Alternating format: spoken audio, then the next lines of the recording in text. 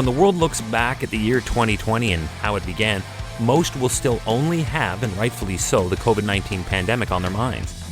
But there was a lot that literally burned to the ground months before the rest of the world figuratively burned to the ground. Hi, I'm Chris May, writer, producer, and host of This Day in Weather History, now in its second year from the Weather Network in Canada. The 2019-2020 Australian bushfire season came to be known as Black Summer. This day in weather history. Now, the black was possibly a tip of the cap to the mood that people were in as a result of it, and also the color of the land that was left behind by a blaze that was, at times, burning in every province on the island continent nation. This is the fire season in Australia, but this was a particularly unusually intense bushfire season in many parts of the country, and they were at their zenith through that period of December 2019 through January of 2020. In January, smoke from the fires grabbed attention of scientists as it continued to move and span the globe. The fires were so intense and burned so much land and foliage that the smoke deck in the atmosphere now had moved approximately 11,000 kilometers or 6,800 miles across the Pacific Ocean to affect the air quality of South American nations Chile and Argentina. Oh, and it made its way all the way there eventually. The smoke first arrived in South America, producing hazy skies in Santiago, Chile, then crossed the Andes to affect Buenos Aires, Argentina. Later that month, no mountain could slow it down. Some of the smoke had completed the around-the-world journey and arrived back just south of Australia. Welcome to year 2 of this podcast. Right now, you're listening to the full version of today's story on your favorite podcast provider. But there's also the daily podcast video short. They're shot right here in my podcast recording studio, so you get that perspective. But oftentimes, they will include visuals from that day's event, from when it happened, in weather history.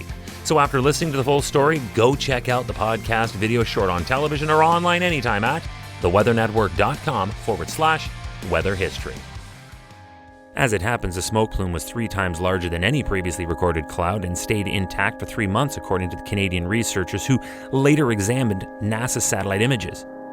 That has amazing staying power and is a testament to how intense and devastating this fire was. For that much smoke to be able to circle the Earth, there had to be a lot of property set ablaze. You see, smoke only happens if fire is eating something up. The smoke is the natural state of carbon that is released into the air. This was bad. Could it get worse? It sure did. They went ahead and played the 2020 Australian Open tennis tournament and found out it was likely a pretty daft idea. There were health problems related to the catastrophic wildfires in Australia springing up all over the place when several tennis players in the Australian Open began struggling with the thick smoke that was driving the air quality into the proverbial toilet.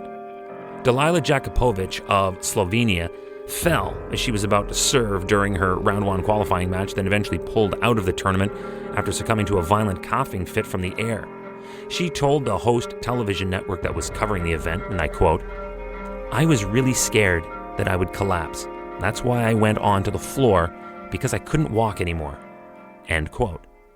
In another premier match, superstar Maria Sharapova was set to take on Laura Siegemund, but it was called off when the officials in charge of that match decided the smoke was essentially unfit and unsafe for the players.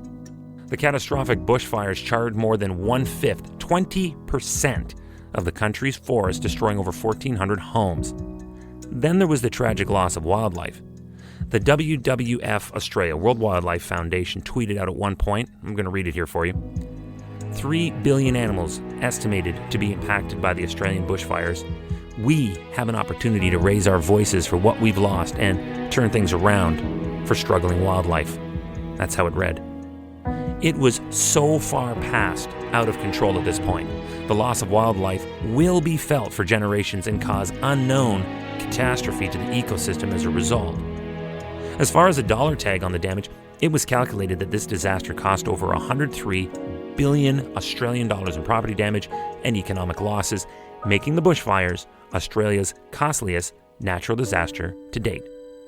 This has to be addressed, or we will have another disaster like what started in Australia in 2020, this day in weather history.